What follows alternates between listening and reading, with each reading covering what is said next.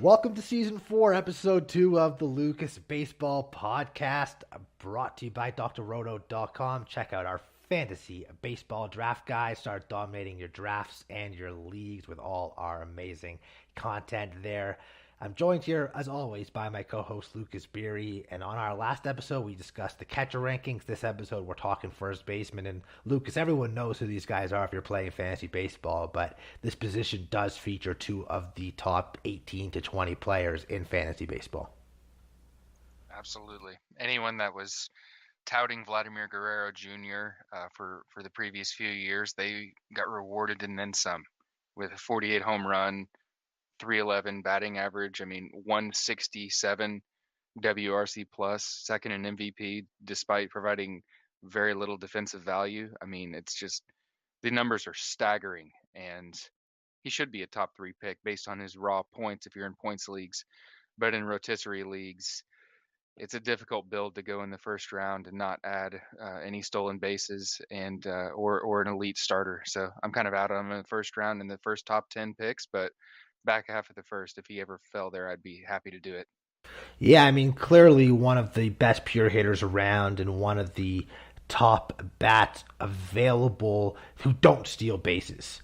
Yeah, Basically, I mean, I just took him sixth overall in a draft and hold as an anchor for my offense. All those top bats that could also swipe bags were gone. So he was kind of the obvious choice for me. And quite frankly, he's a possible Triple Crown winner. I mean, I know baseball was different, you know, even 8 to 10 years ago, but Miguel Cabrera, at one point when he was winning those Triple Crowns, he was an easy top 3 pick. I kind of look at Vladdy as the same way right now. very fair. I think in a Yahoo league where you're not worried about an overall contest like NFBC is, I think in a Yahoo or in a home league, I think he's very easy top 5 to 8 pick. It's just for my personal build, I want to make this clear. I'm really looking for those steals, and unfortunately, he just doesn't really do that. So For sure. I mean, I'd much rather Trey Turner, Jose Ramirez, Fernando Tatis, Juan Soto. Let me ask you this, though. Based on ADP, and I think one of the biggest mistakes people make in their draft is following the ADP so religiously, but yep. you come up, it's pick 6. Bryce Harper, Vladimir Guerrero. Guerrero's the better hitter, no doubt, but Bryce Harper gets those stolen bases. Is it enough to make up the difference for you? At that spot, I do prefer Harper over him, but just being really in depth here, I have quite a handful of shares of Bryce Harper. I have 4 shares of him in my 9 leagues because I have had a lot of number 10 picks, so I've taken him a lot. So I'd probably spin to a Garrett Cole there, to be honest.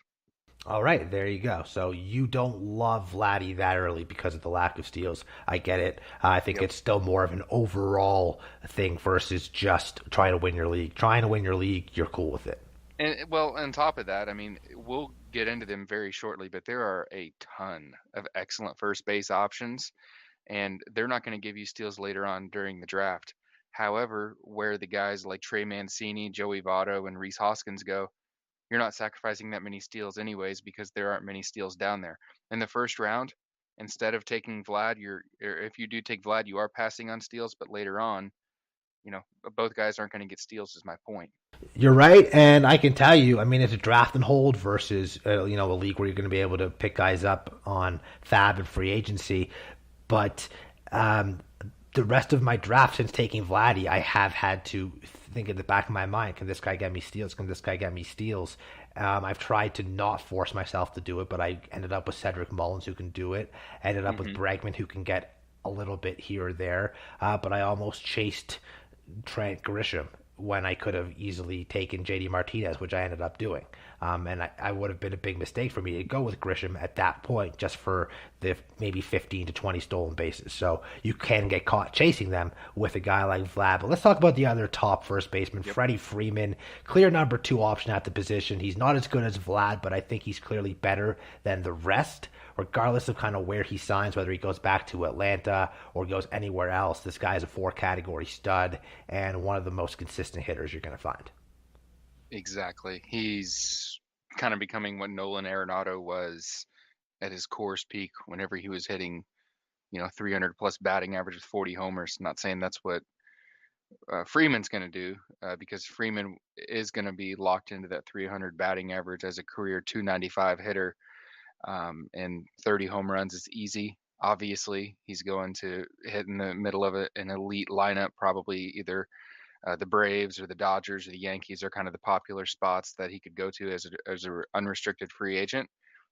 But those steals that he provides, although he may only provide 6 to 10 of those, they do add up at the first base position where basically no one provides steals. So even though it's a small number of 6 to 10 steals from Freeman, it's pretty nice because he's an athletic player. He's very cerebral. I mean, he's probably one of the best hitters in the game, and he knows when to run, kind of like Chase Utley did back in the day.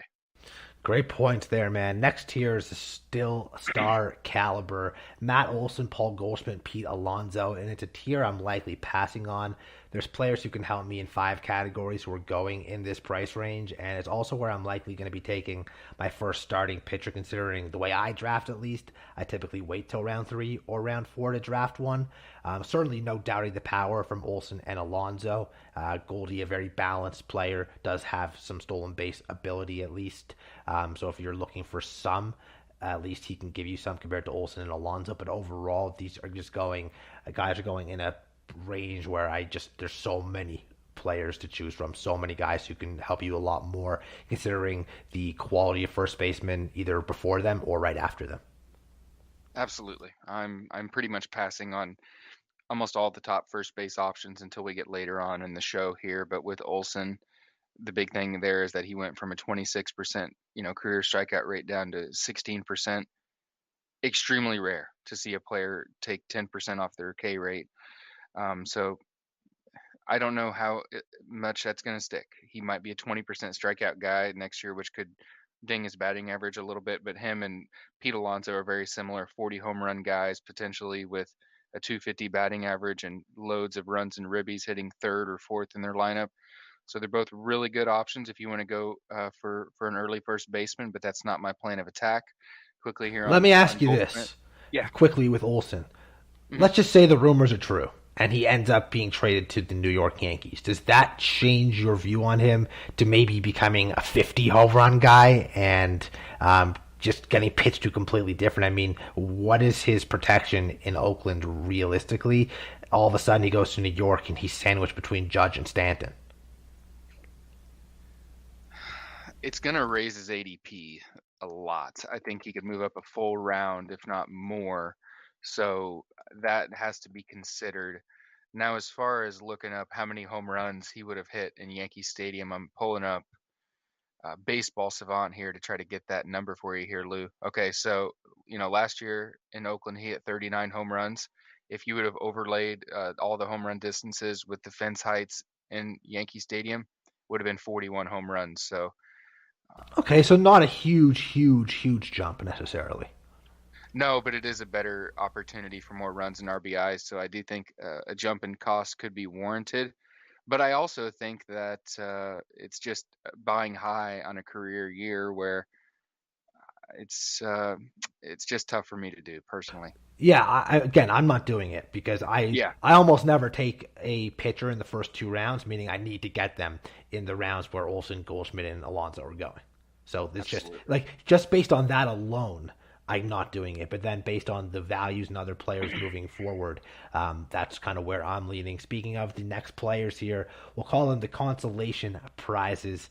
Jose Abreu, Jared Walsh, Joey Votto, Josh Bell, DJ LeMahieu, Rhys Hoskins, CJ Cron, and Ryan Mountcastle. And there's not really a bad option in this tier, and there's some pretty good values to be had as well. My favorite tier for first baseman this season, Abreu going in the top 75. My least favorite just because of the ADP. He's the only guy inside the top 100 in this tier. Votto, I like him. I like his ballpark, but the power numbers, I'm not sure they're repeatable. LeMahieu, not a power bat, and I want power at first base, other than the 2019 season from LeMahieu where he hit 26 homers, career best just 15. The rest are all very intriguing, though. Walsh, my favorite of the bunch, my favorite first baseman this season. I've already told you on any redraft I've done, I own him everywhere so far, and I'm looking to make it another one in this current draft and hold. He has batting average, he has power, a healthy Trout and Rendon could take things to a whole other level for him. Hmm. And then if you want power, I mean, Hoskins, Crone, Mountcastle, all of them should and can hit 30 to 40 homers. I haven't mentioned Josh Bell yet. That reason being that I just don't like the supporting cast he has other than Soto. But if he's there in round 10 or later, I'd be hard to pass up on him too. This tier is just loaded with talent and value. This is the reason why I'm not going for the top dogs early on. You see, I'm going to try to get my steals and my pitching early, and I'll take these guys later. And in fact, if you can fill your corner infield, if your league has that, with one of these guys as well as your first baseman, you're going to be off to a huge start. With Abreu, he's getting a lot older. He's 35. It's not super scary, but it is something to be considered with a little bit more injury risk. But it's a loaded lineup, as we mentioned on catcher with Yasmani Grandal. There's potential for huge counting stats. I'm with you on Walsh, 996 OPS against right-handed pitching last year. There's a chance that he gets a little bit platoon, but I don't even know if they're going to do that because they probably want to just develop him against lefties to get his chances there. Votto, I know you're a little concerned with his power coming a little bit back down, but he did have an approach change and his barrel rate was through the roof. 16% barrels. I mean, that's something that, in my opinion, you cannot fake. You cannot luck into that, in my opinion. With Bell, No, I but get you the, also yeah, don't see dudes having career power years at 37 years old and then completely doing it again the next year unless you're Nelson Cruz. that is fair, but this is also Joey Votto, and I don't Yep. want to just, go for just a big name, but I do have a lot of trust with him, and he is going to have that guaranteed three spot in an amazing home ballpark in Cincy. So I'm good Yeah. with it at pick And 150. something that people may not pay attention to as much, if you're in an OBP league versus a batting average league, Votto gets a huge bump up. Huge, absolutely. Huge. One of the best there is. Career 416, many a year. I believe 7 different times he led the National League in on base percentage. So this is a on base percentage star and still hits for a pretty solid average. And you're right, the approach did change. I shouldn't knock the power. I just don't have as much faith in him repeating those power numbers. And I think there's more upside from the guys like Walsh. And if you're looking for the power, I still trust Mhm. Hoskins, Crone, and Mountcastle more Hey, for I just get it. power. It makes sense. As far as Mountcastle, we can be brief on him. His approach is horrendous. I mean, he strikes out a ton, but he does have over 1,000 OPS for his career at home. Now, with the fences moving in, he is going to slip a touch in drafts. I wouldn't be overly worried about that, but it's just a poor approach. But the 30 homers probably be locked in there. CJ Crone, if you can take him out of the lineup whenever he's on the road, another guy who had another 1,000 OPS at home in Colorado. So if you can bench him on the road, uh, that could be an appealing idea. Hoskins, I think he honestly has Pete Alonso level power if he can stay fully healthy. Yeah, you're looking at a worse batting average, but I think that there is a world that he could hit 40 home runs. And then on LeMahieu, I'd like to kind of wrap up with him if you don't mind and kind of get your opinion on what you would think of him in a draft and hold where you can move him around from first, second, use him at third, which is a tough position. What do you think with LeMahieu in a draft and hold, Lou? I mean, I absolutely love the positional eligibility, and I like the player, and I'm not taking his struggles last year into account because he was playing injured basically the entire time. No one's going to be at their best when they're doing that. So, kind of throw that out the window. But also, I think you can't look at 2019 either when he had the career high in homers and runs and RBIs. Um, because I think that might be an outlier as well. A lot of guys hit a lot of home runs in 2019. I think that was one of the years of the juiced ball, if I'm not mistaken. So let's kind of throw that aside. But in terms of a guy that's going to score a lot of runs Hmm. and should hit for a good average, you're going to get that from DJ LeMahieu. So if you're taking him as a corner infield guy or to move around, I love him. If he's your first baseman, and you're not getting another big power bat at some point at first or in the corner, you might suffer a little bit because he's not going to give you those power numbers, I don't think. Let me ask you how you would feel about this line if you were to receive this from LeMahieu. And he goes, just for reference, around maybe pick 100 to 125 roughly. So if you're looking at a 17 home run, 95 run with a 68 RBI year, 6 steals, and a 285 batting average, how would that feel right around pick 110 or so? It feels pretty good, actually. Okay. It also depends on the makeup of your team, what you do before and what you do after to balance it all out. Because he's not one of those 25 homer, 300 batting average, 100 and 100 type of guys, Yeah. but he's close potentially in three of those categories to being elite.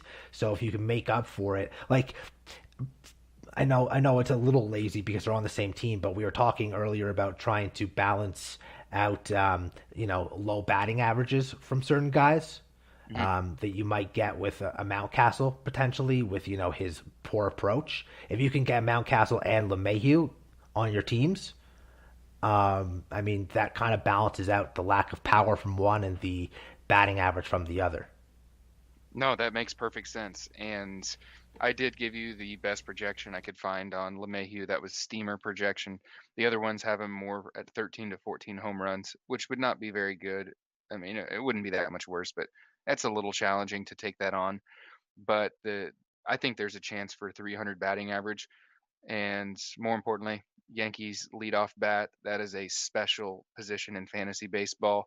I think 100 runs scored could be in the cards last year in 150 games.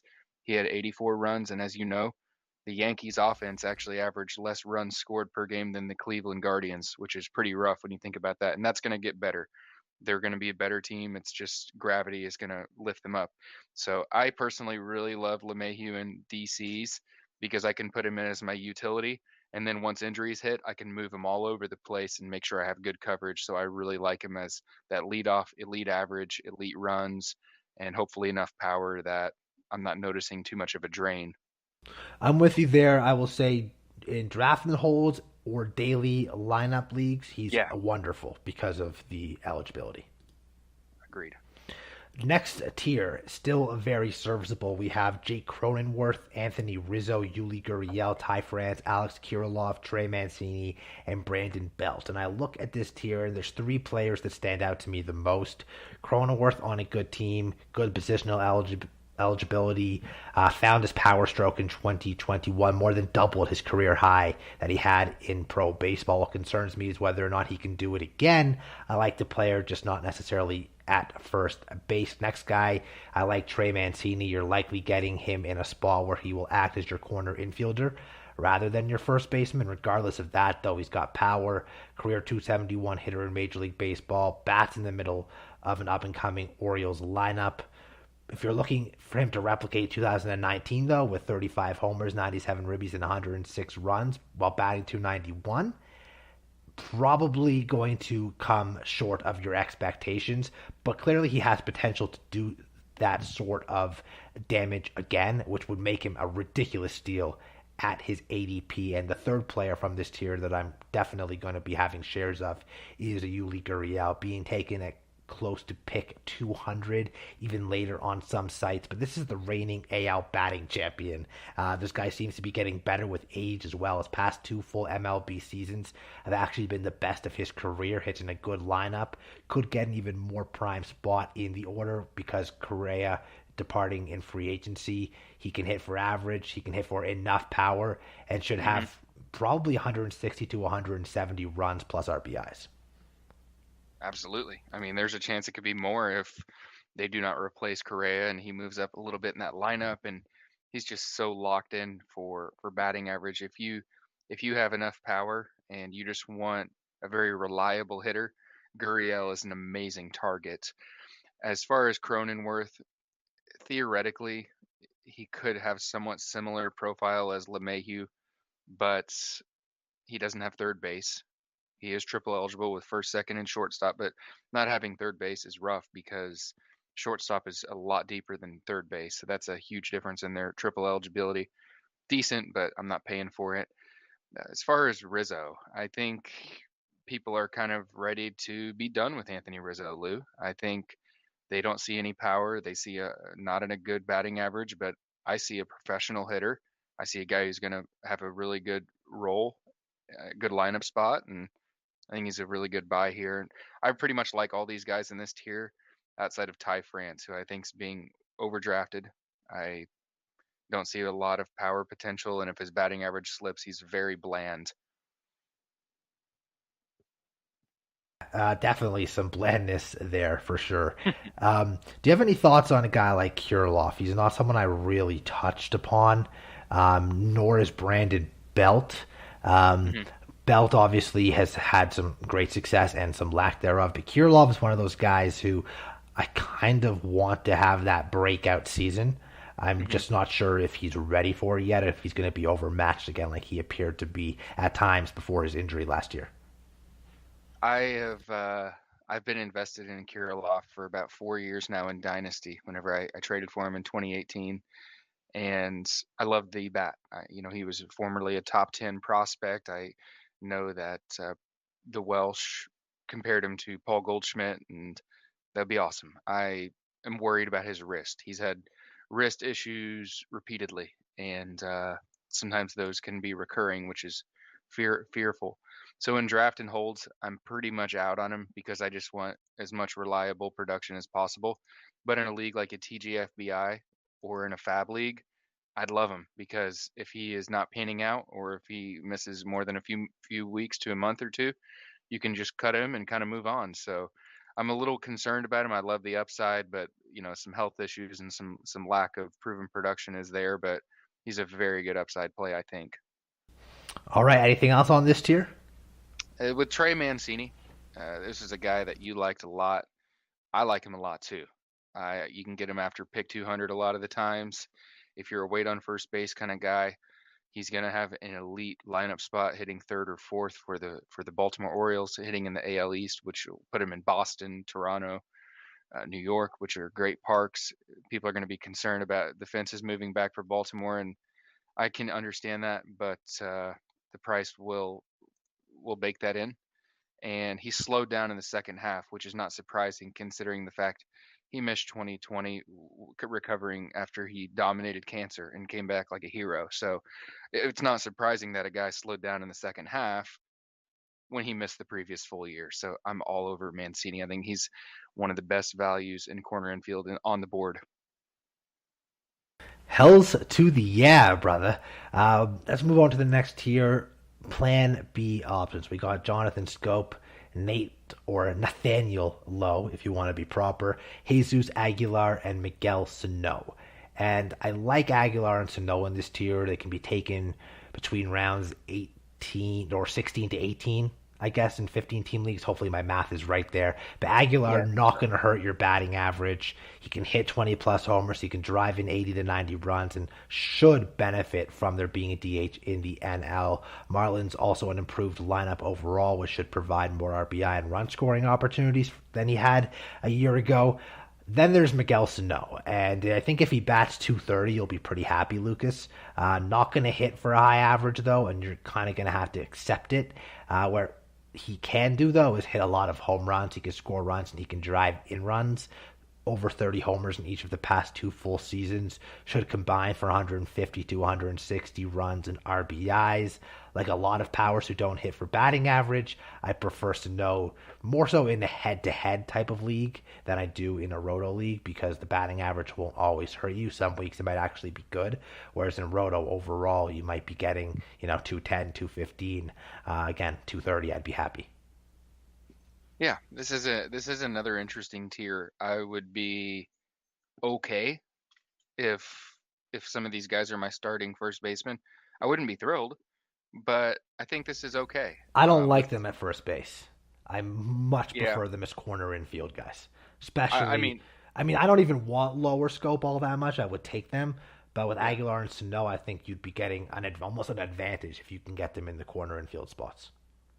Ideally, I totally agree. I'm just saying if I, had two, guaranteed or solid close, and there's nothing guaranteed, but if I had two solid closers, really good pitching staff and plenty of power speed, and I focused on other things, if this was kind of my weak spot, I would be able to live with it. Is kind of what I'm trying to say. So as far as Sano, I mean, if you do add him to your team, I'm somewhat open to it.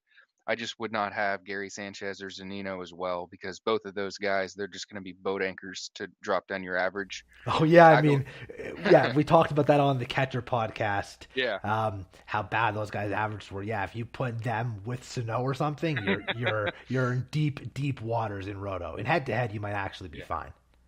that's true. It's maybe you can do one of them if you feel up to the task. But with Aguilar, briefly, I was surprised that he only struck out 18% of the time after digging in on him. He seems like he's like a Chris Carter in a way, but he's good. He's solid. It's not a great team, so there isn't a ton of threats to his competition because even though he's not an amazing hitter, he's a lot better than what they have unless Lewin Diaz comes to fruition soon. Scope, boring, good, gonna play, got a contract extension, dual eligible, good player. And then with Lowe, he's probably the most concerning one for me. I know that he's young and people hope for more, but 55% ground ball rate is horrible. He he That new ballpark in Texas isn't going to do him any favors either. Definitely not. Some question marks here, though. Um, that these are the next tier of guys of the question marks. We got some Max Muncy, some Spencer Torkelson, Lamont Wade Jr., Rowdy Tellez, Bobby Bradley, and Frank Schwindel. And I'm actually intrigued by some of the question mark guys. Muncy, I'm likely to avoid at all costs just because the injury concerns and the mhm, draft price. Although, again, if you're playing in leagues with injured reserve spots, it's not the worst thing to be able to stash him, but just not at the ADP he has right now. But the players that do interest me, Torkelson, Lamont Wade, and Bobby Bradley. Torkelson going to be in the big leagues at some point this season, quite early potentially, has 30 homer potential, destroyed all three levels of the minor leagues a year ago, should be an immediate impact bat, and he's not going all that high, but I think maybe a bit too early just because of the high profile name. Lamont Wade Jr. coming off a pretty impressive yet surprising season, did next to nothing with the Twins in 19 and 20, excelled with the Giants in 21. Perhaps it was a flash in the pan, which is why he's part of this question mark tier, but the universal DH coming to the NL, the ability to play in multiple positions should allow mhm. him to find ways to get into the Giants lineup more often than not, which could be a good thing for you. And then there's Bobby Bradley, basically a less proven left-handed version of Miguel Sano at this point. He's not going to hit for average. In fact, his average is probably going to be around 200, which could be a killer, but going to hit 30 or so homers, combined for 150 or more runs plus RBIs. Does that not sound like Miguel Sano? And then, of course, Cleveland. They rack up some runs and some hits, but they lack some pop. And that's something that Bradley can provide. I like Sano, again, I like him more in the head to head than I do in Roto. But if you want to take a shot, a flyer on a guy pure power wise, Bobby Bradley could be the way to go. Absolutely. Bradley is a guy that catches my attention because he goes fairly late and he's high variance. It's not a steady Eddie. This could either be a big boom of 30 homers and a 220 average, or this guy could be in AAA Columbus. So it could work out or it won't. Either way. Schwindel, I'm worried about him because I could see the Cubs papering over him with free agency with Rizzo. It's just he could work out, but I think there is some risk to him, and I don't think avoiding him is going to make me lose my league or anything. So I'm just going a different route there. Wade Jr. is a very underrated player. I know that you mentioned he was poor in Minnesota, which is true, but he did walk at a double-digit clip at every stop, which is massive in my opinion. And the Giants cleaned up some things in his mechanics I had read recently. So they did that with a lot of their veterans, and their coaching staff is elite. Wade Jr. is on the right side of the platoon, and he's going to play pretty often, and he can play in outfield too, which is massive, considering that's a tough position at times. Max Muncy, simply put, torn UCL. Also, he had a sprained elbow. He admitted he's recovering slowly. I wouldn't be surprised if come March or April, if he's not doing well, they put him under the knife and they give him Tommy John surgery. I don't want that to be the case, but therefore, that could happen. I'm out completely. Yeah, I can't justify the Muncie price. Certainly, in draft and holds or high stakes leagues. There is another tier here. I Oh, do have a yeah. question for you here on this tier. I wanted to throw this one to you, Lou. Rowdy Tellez, what are you seeing there? Do you think that he could get full time at bats? What are you seeing? Rowdy Tellez, man. If you recall, I was super in on him when he got traded last year to the Brewers, and Hmm. there was certainly things to like. Uh, I guess my biggest concern for him would be being a platoon bat Yeah, potentially, but perhaps with the DH, I mean, it's such a huge factor. We just don't know how it's going to play out yet. Who's going to get those at bats? He could get more playing time, and that would certainly give him a nice bump. I mean, I think when he plays, he's going to be productive. I mean, he can hit for a decent average. He's got some pop, but he might not play in more than like 95 games or so, hmm, maybe 100. And I think that might limit him to under 20 homers, under 70 RBIs, under 70 runs type of thing. And at that point, it's like, in a weekly league, if you're using him, what if you only get 3 or 4 days a week? that would be kind of a disaster. I want to like him, and I do kind of like him. He doesn't strike out that much. 20% K rate, 12% barrel rate is excellent. He's shown good numbers, but they could platoon him with Keston Hira if he's showing any life. Although with injuries that occur, that's going to cement Telez's playing time as well, since the depth chart is not super deep in Milwaukee.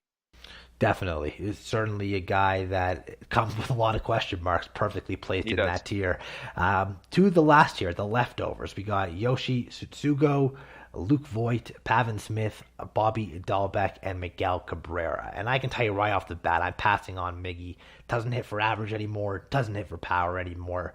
Dahlbeck is one of those guys that some people find intriguing, and I did write him up in the Boston Red Sox page. If you look at what he's done across, a full season or so in the big leagues, everything's good but the batting average. But he can't hit right-handed pitching, and that could make him a platoon bat, which kind of scares me away. Pavin Smith, incredibly meh to me, which leaves Yoshi Suzuko and Luke Voigt as guys who I do have interest in. Yoshi basically free in drafts this season, ended up on the Pirates to finish 2021, was actually quite productive too, 43 games, had 20 runs, hit 8 homers, drove in 25, batted a very respectable 268 and had a well above average 347 OBP. If you want to look across a full season, not that it's going to happen, but we'd be looking at 30 homers, 75 runs, and 90 RBIs. Again, chances are he can't do that over a full year, and maybe it was just a really strong finish to the season, but certainly potential making him a nice flyer. And then Luke Voigt completely fallen out of favor with fantasy owners, probably with the Yankees too, it seems. Injured a year ago a lot, cost him most of the season. Yankees eventually replaced him with Anthony Rizzo, but Rizzo hasn't re-signed. First base wide open in New York right now, and a healthy Voigt could reclaim his spot and completely dominate. I mean, he's not far removed from leading the American League in homers during that 2020 COVID season. Certainly worth a gamble at his place where he's going. I mean, he's not even a top 30 first baseman, it seems, right now. Yeah, this is a tier that does not provide any excitement for me. A couple of the guys in here, like Sutsugo, Pavin Smith, and Cabrera, I'm intrigued by them at a very cheap price in draft and holds because I think they're going to play. Now they're not, particularly great, but I think they'll play. Dahlback fully out, 36% strikeout rate on his career. That's petrifying. This is a competitive team. The front office that drafted him is gone, and the team that Tristan inherited him. Cassis, baby. That's what I'm saying. I agree. I was kind of gonna get to him, but it's not even like Dahlback is under the same regime that picked him, so I think that his leash could be short. And then on Voight, and I hope that Casas can provide some fantasy value. Our dynasty team could use that from him, but with Luke Voigt, and feel free to correct me if I'm wrong here, but since the Yankees are such a right-handed team, first base is an opportunity for them to bring in a left-handed hitter, whether it's Freddie Freeman, Matt Olson, or Anthony Rizzo. I could see them trying to go one of those routes. And even if you say, okay, well, they'll just trade away Luke Voigt, Not necessarily. This is a team that held on to Clint Frazier for insurance, which is good because you can never have enough depth. But that's not going to be good for Voit because I could see him being a bench bat, starting 1 or 2 games a week, and I see a lot of risk, especially with his health too. He hasn't really played a full season, and outside of 2019, I believe he did. But I don't Well, know. I see he a lot of played risk. full in 2020 as well. He played 56 of the 60 games. That's true. It really just last year that he had a number of issues, and I think he rushed back and then tried to win that job back because he was worried about Rizzo. But yeah, I mean, I could see him being traded. Certainly, if it were to be something with Matt Olson, there would be a trade. But as if Rizzo or Freeman were to be signed, clearly he would have very little value, and he wouldn't necessarily be traded either. Thing is, Yankees have proven to be relatively cheap in free agency as of late, other than Garrett Cole. And I could see them actually staying with Luke Voit because they do have the option of potentially using Mayhew at first base. They could. There's a lot of ways this can go, and I just think that there is a bit of downside now. If the chips fall, and let's say that Rizzo goes somewhere, not to the Yankees, and Olson and Freeman stay put, and they have Voit as the starter, I do like him. I agree he did play a full season in 2020, but if you do remember, he was dealing with a major foot ailment in the playoffs. I think it was plantar fasciitis. So I'm just kind of saying the health risk is there, in my opinion, and Very much so. playing risk is too. Absolutely, but that's also why he's 32nd ranked for us in the first base. I mean, they're basically not paying anything for him, and he's like an easy cut. Should you draft him and then Rizzo sign or trade happen or whatever it might be. I mean, remember the value he was going at in 2020, and then how much he disappointed last year. So he's back to being that guy that could provide immense value should he get the playing time. He could. He's a talented bat. I don't want to dismiss him. I see some serious downside risk for his playing time, and also you got to factor in there is a bit of health risk too. But he's absolutely on both sides. Any final thoughts here on first base, on this tiers in general, or just fantasy drafts you have coming up? Yeah, I think with the first base position, it's a loaded group. As you continue on down, it's not like there's a clear cliff where you're like, uh-oh, I don't have a first baseman yet. You can really just pick and choose when you want to select your option. If you're addressing tons of pitching and some good speed early, you can wait. If you do want to invest in Guerrero or Freeman, that's your prerogative. They're really good hitters. It's just what are you comfortable with drafting? What's your kind of style? Who are your targets? And you got to have your plan, but there's a multitude of options. It's a very deep position. It certainly is, and lots of different options for you, lots of different tiers to draft them in, and can't really go wrong, especially with any of the top 12 to 15 guys for sure.